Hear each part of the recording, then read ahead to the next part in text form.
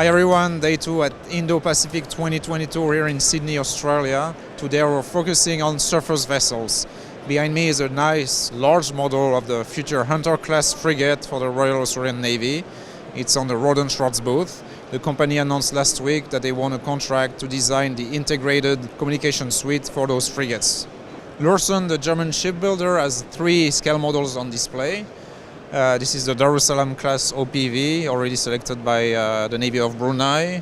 They have 4 ships currently in their fleet, including 1 variant dedicated to training. An evolution of that design is, and that's a new design by the way, is this Corvette design. It has been ordered by the Navy of Bulgaria. It's quite heavily armed with anti-ship missile, 76mm main gun, Rheinmetall Millennium gun close-in weapon system, as well as vertical launch missiles for air defense. It will also be fitted with a sonar, hull-mounted sonar. The centerpiece of the Luerssen booth is of course the Arafura OPV, the Australian branch of Luerssen. Luerssen Australia launched the first ship in December last year.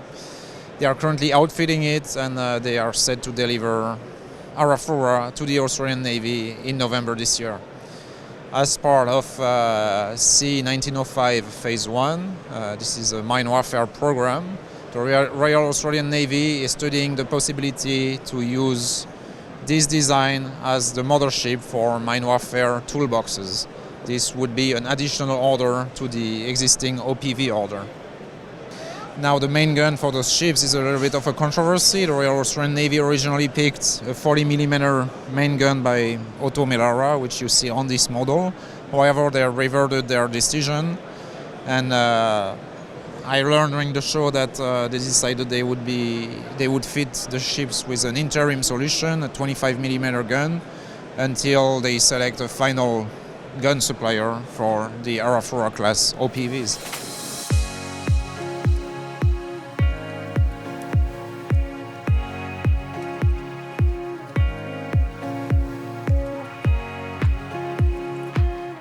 We are now on the booth of Austal, the Australian shipbuilder, with Ashley Hamilton-Rice, the head of defense at Austal. Ashley, good morning. Good morning, Xavier. How are you? I'm good, thank you. Thanks for welcoming us. So you're launching this new OPV design at Indo Pacific 2022. Can you tell us what it is exactly? So it's based on our Evolve Cape class vessel, which people know or look at Austal as an aluminium shipbuilder, but recognising the market requirements in the region to support vessels made out of steel. So this design not only shifts to service the needs of our customers in Southeast Asia and beyond, and their requirements in steel. So it aids or helps with sustainability, being built in steel opposed to aluminium. But it has all the same inherent performances in terms of the speed that Austal designs are recognised for, such as the original Evolve Cape. So was quite happy to recognise recently the Prime Minister of Australia announced 2 additional Evolve Capes for the Royal Australian Navy. Another recognition of the basis of this design and hull form is that pedigree is being transitioned into the OPV 60, and with the Royal Australian Navy buying more vessels. So this design comes in 3 variants for 3 mission sets. Can you tell us more? Well, there's a lot of flexibility in terms of what the customer requirements have in terms of the armament, in terms of the combat management system. So we're working with multiple vendors in terms of combat systems integration required for the needs of our potential partners as well. So one of the requirements that you see here, which is new, is having a capability like the S-100 Sheeble to launch and recover an unmanned capability. So that's something that it's not featured, say, on the Evolve Cape itself, but it's looking to the emerging needs to sort of sense and detect over the horizon and extend the eyes of the vessel. So the 3 variants are mine warfare and anti-submarine warfare. Another one is maritime security, and there's a third one, I believe. Well, that's correct. So in terms of the surveillance, anti-submarine warfare and mine detection, so their capabilities that will be in this vessel itself. So, and as you can see behind us, the baseline configuration with two props mounted on the vessel. So. Austal is also working on unmanned, and is actually showcasing at the show a very interesting poster with an artist impression involving Hunter-class frigate acting as mothership for 3 unmanned surface vessels. Ashley, can you tell us what's going on that image? So the concept here is just leveraging our existing catamaran or trimaran hull forms, and so with the spearhead class, as you can see, or with an actual Cape class hull form itself, how we can pivot into the autonomous domain. So at the moment we're working with the Commonwealth of Australia in taking back the HMAS Maitland, and we're going to commence repurposing that for autonomy trials in collaboration and supported by Trusted Autonomous Systems, TAS, itself, and our partners L3 Harris. So L3 Harris are providing, I guess, the brains behind the autonomous systems. We've got the systems integration with the existing vessel itself, and so we're going to launch into a series of experimentations to look at long duration trials at sea on the west coast of Australia, and it's a crawl, walk, run activity. So as we go through in terms of understanding how we take some systems that may be obsolete, repurposing those systems, and with the ambition of doing complete autonomous activities, uncrewed. That's just one stepping stone as we move into the opportunity or possibility of what you see behind.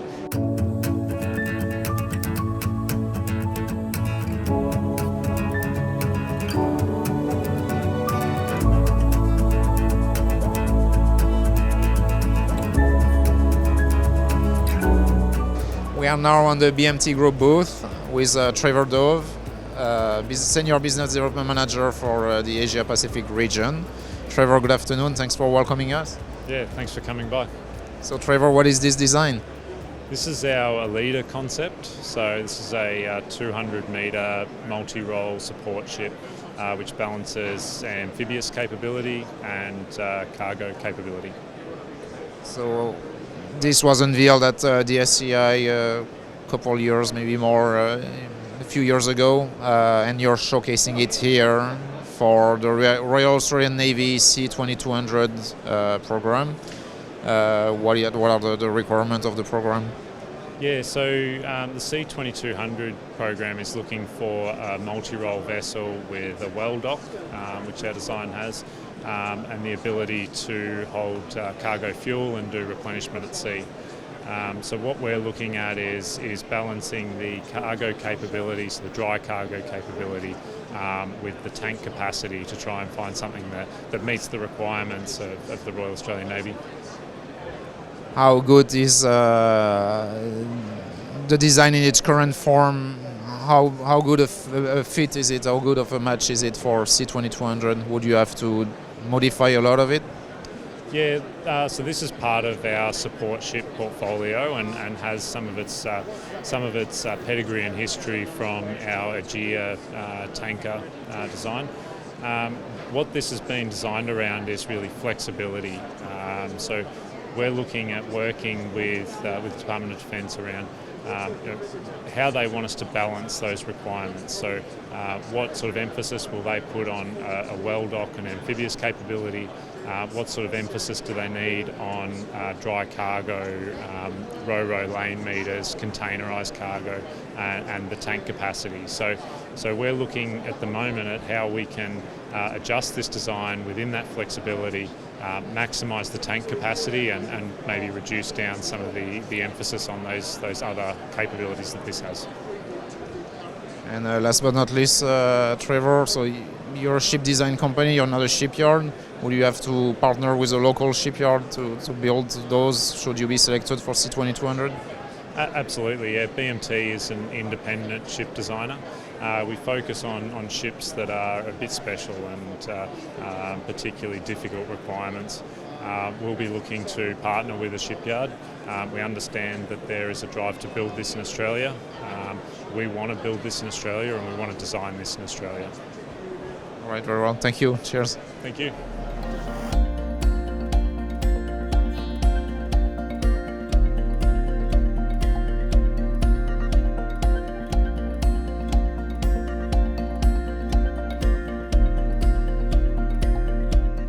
Navantia, the Spanish shipbuilder, unveiled at Indo Pacific 2022 this new concept ship called Smart 8000.